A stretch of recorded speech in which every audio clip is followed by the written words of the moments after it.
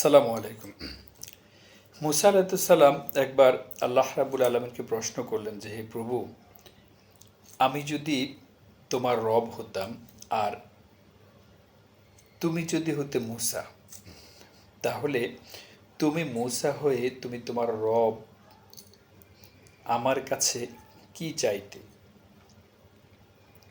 আমি প্রশ্নটা আবার করছি যে আল্লাহ রাব্বুল আলামিনকে মুসা আলাইহিসসালাম প্রশ্ন করছেন যে আমি মুসা যদি তোমার রব হতাম, তুমি প্রভু যদি হতে মুসা, তাহলে তুমি মুসা আলাইহিসসালাম হয়ে আমার কাছে অর্থাৎ তুমি তোমার রবের কাছে কোন জিনিসটা প্রথমে চাইতে? আল্লাহ রাব্বুল আলামিন মুসা আলাইহিসসালামকে বললাম যে মুসা, তুমি যদি আমার রব হতে আর আমি যদি হতাম মুসা, তাহলে আমি মুসা আলাইহিসসালাম হয়ে আমি আমার রবের কাছে প্রথমে চাইতাম যে আমার প্রভু যেন আমাকে সুস্থ রাখে, রোগ ব্যাধি থেকে যেন আল্লাহ রাব্বুল আলামিন আমাকে সুস্থ রাখে। এটা আমার প্রথম চাওয়া হতো। এসব বিষয়গুলা হয়তো সনদের দিক দিয়ে অনেকটা দুর্বল, কিন্তু মানুষের জীবনের জন্য একটি শিক্ষণীয় যে আপনি যখন অসুস্থ হবেন তখন বোঝা যায় আসলে মানুষের চাওয়া পাওয়ার জায়গাটার কোনটাকে প্রায়োরিটি দেওয়া।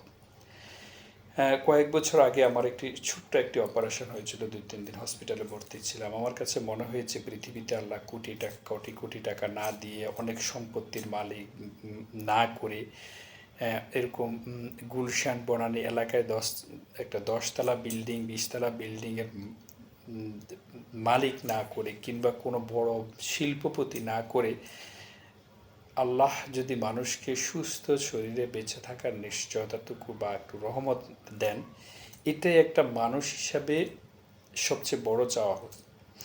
গত 1 মাস কয়েকবার অসুস্থ হয়েছি, জ্বর হয়েছে, বাচ্চাদের অসুস্থতা, শারীরিক অসুস্থতা দেখেছি। মাঝে মাঝে মনে হয়েছে যে আল্লাহ যেন আমাদের সবাইকে যাবতীয় রোগ ব্যাধি থেকে মুক্ত করে দিয়ে আল্লাহ যেন অনেক অনেক সম্পত্তির মালিক, শিল্পপতি না করে, অনেক টাকা পয়সার মালিক না করে আল্লাহ যেন আমাদের সবাইকে সুস্থ রাখে।